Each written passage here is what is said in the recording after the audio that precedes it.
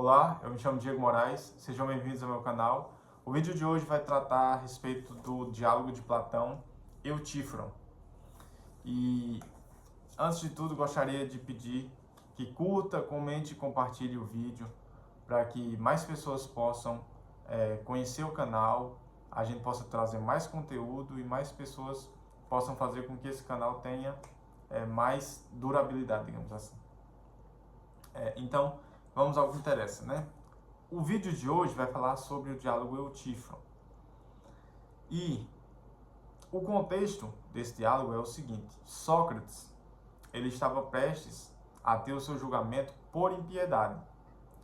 Pouco antes desse seu julgamento, um rapaz estava também prestes a denunciar o próprio pai de um assassinato de um servo por ter cometido um crime. E aí, Sócrates, ele vai indagar o Eu-Tifron, lhe perguntando o porquê ou qual é a causa da piedade, ou seja, o que é a piedade. E Eu-Tifron, ele vai dizer o seguinte: a piedade é aquilo que usando essa palavra que não é tão objetiva, mas que honrasse os deuses, ou seja, aquilo que agrada os deuses. E Sócrates, ele vai questionar isso, ele vai dizer, olha, se a piedade é agradar os deuses, então a piedade, ela é relativa, ou seja, a piedade, ela não tem um valor próprio, ela só é boa quando agrada os deuses, ou seja, se não agrada os deuses, então ela deixa de ser piedade. E por que Sócrates estava falando isso? Olha só como é interessante esse paralelo. Ao mesmo tempo que ele estava sofrendo um ato de injustiça, porque ele estava sendo condenado, ele estava prestes a ser condenado por impiedade, ele estava vendo que um filho estava denunciando seu próprio pai, ou seja, ele não estava tendo piedade do pai por ter assassinado um servo que tinha cometido um crime, que não era uma pessoa totalmente inocente de seus atos. E veja, é evidente que um assassinato é algo moralmente errado. Porém, Sócrates, ele não estava abordando especificamente esse tema. Ele estava abordando o tema da piedade. Ou seja, o próprio filho estava denunciando o pai. O próprio filho estava com a intenção de que o pai fosse a julgamento. E nesse sentido, Sócrates ele vai questionar o Eu-Tifron sobre realmente o que é piedade. E o Eu-Tifron sempre vai manter a sua postura de dizer que é aquilo que os deuses querem, aquilo que agrada os deuses. Mas aí Sócrates vai falar o seguinte, olha, os deuses, eles têm opiniões diversas, eles pensam diferentes, eles são contrários em muitas coisas. Se você me diz que a piedade é agradar os deuses, como eu posso agradar os deuses se eles mesmos não têm uma coerência de coisas que eles se agradam? Ou seja, um Deus pode se agradar de algo, outro Deus pode se agradar de outra coisa.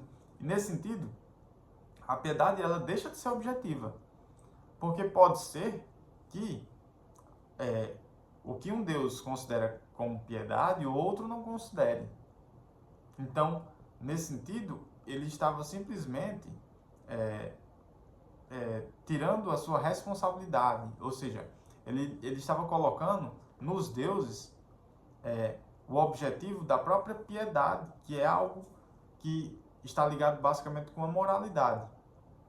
E é interessante que o crime de assassinato na Grécia Antiga, ele era tido como um crime de culpa religiosa, porque ele maculava as mãos da pessoa que fez isso e elas precisariam ser purificadas. Precisaria ser feito algum tipo de ritual, algo que pudesse fazer com que aquela pessoa tivesse uma purificação, porque estava maculada através do assassinato, ou seja, através de tirar a vida de um terceiro. Mas veja que o próprio filho, ele não parou para pensar na conduta do pai, no contexto, o que estava acontecendo, porque muitas das vezes a gente não para pensar que as pessoas também, elas usam as suas atitudes, suas ações pelo calor do momento. Ou seja, às vezes vem uma fúria nas pessoas e elas acabam cometendo coisas que logo em seguida elas vão se arrepender amargamente. E talvez a única pessoa que esse senhor que cometeu o assassinato esperasse piedade, talvez fosse do seu filho. E seu próprio filho estava o levando a julgamento. E Sócrates, que não era nada desse senhor, estava questionando o filho a respeito exatamente sobre isso. Ou seja, Sócrates não estava, vejam bem, Sócrates não estava relativizando o crime cometido. É evidente que o pai do rapaz Eutífron, ele cometeu um crime. Ele cometeu um crime de assassinato. E é um crime grave. Ok.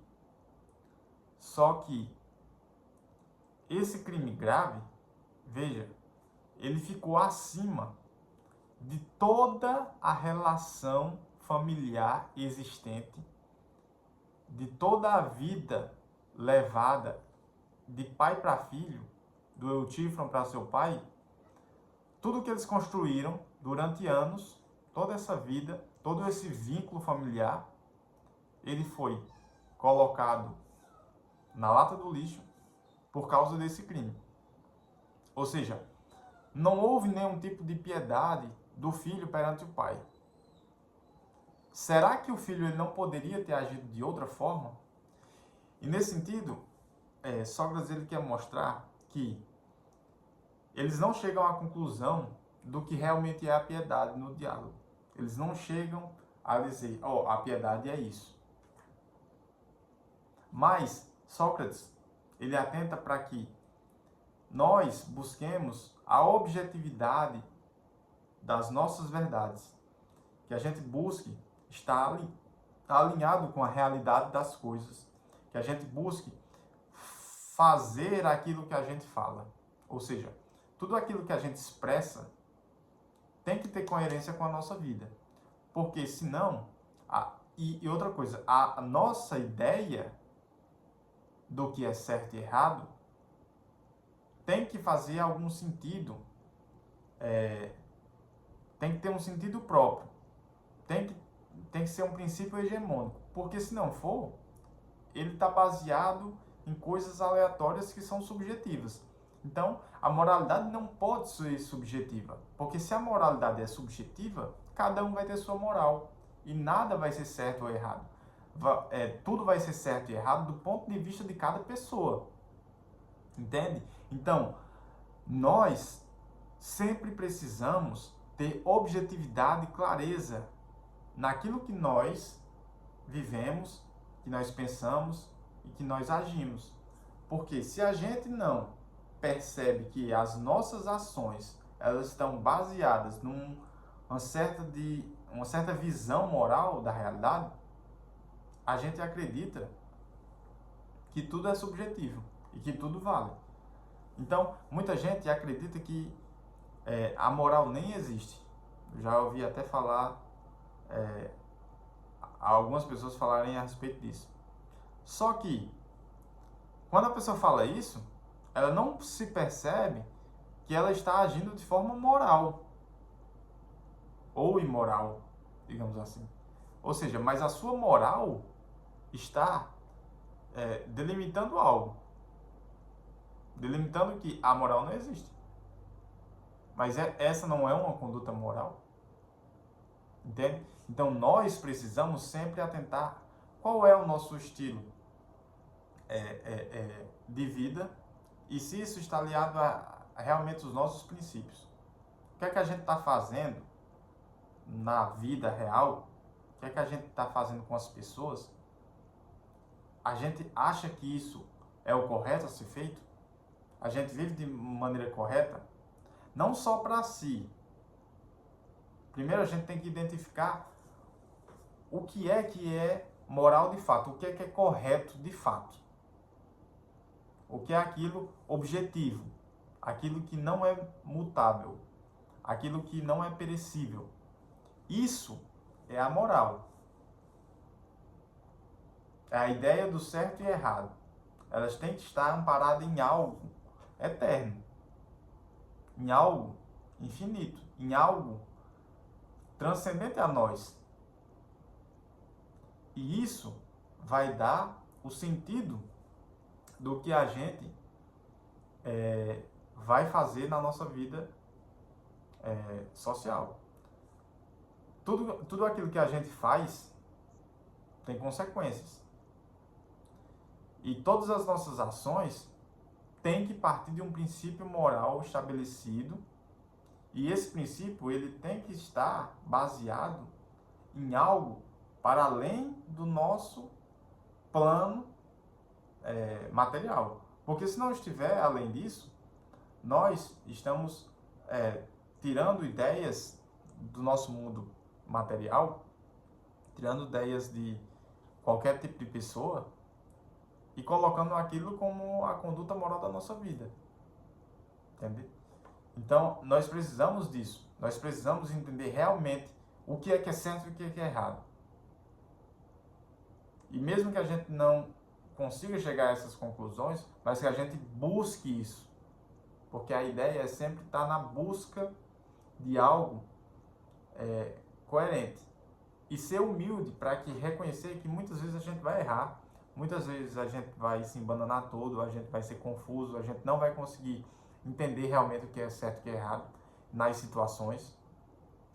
E por isso a gente precisa cada vez mais entrar nesse mundo da literatura, porque Platão, antes de tudo, ele era um poeta. E aqui é muito claro que ele conta uma historinha, certo? A historinha de Sócrates e Eutífano, né? Que pode ser verdade, claro. Mas o que a gente tem que entender é que as histórias, a literatura, a alta literatura, os grandes clássicos da literatura, o que é que eles fazem? Eles condensam histórias que não são reais, são ficcionais, mas poderiam ser reais. E mesmo quando são histórias fantasiosas, essas histórias, simbolicamente, têm muito a nos falar, têm muitas lições a nos dar. Então é importante que a gente tenha esse histórico, essa cultura de entendimento da literatura, para que a gente possa fazer o seguinte: a gente possa pegar essas histórias, entender, se colocar no lugar dos personagens, entender toda a raiz das ideias humanas, dos sentimentos, das discussões do que é certo e o que é errado, e conseguir transpor isso para a nossa vida pessoal. Conseguir, nas nossas situações, no nosso cotidiano, pegar os exemplos que foram dados na literatura e colocá-los lá. Por quê? Porque se a gente não fizer isso, a gente sempre vai estar agindo pelas meras opiniões próprias. Ou seja, a gente vai estar sempre agindo pelas nossas paixões. Então, a gente vai discutir no trânsito, a gente vai discutir na família, a gente vai não saber lidar com uma situação no trabalho, a gente vai sempre estar perdido nos estudos, porque a gente não está buscando essas fontes de coisas que poderiam acontecer com a gente e dessas várias situações hipotéticas, a gente se respaldar para que a gente possa tirar, extrair algo que a gente possa aplicar na nossa vida cotidiana normal, certo?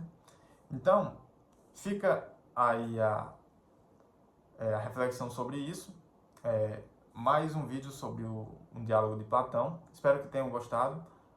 Se gostaram, curta, comente, compartilhe, divulgue para os amigos e até a próxima.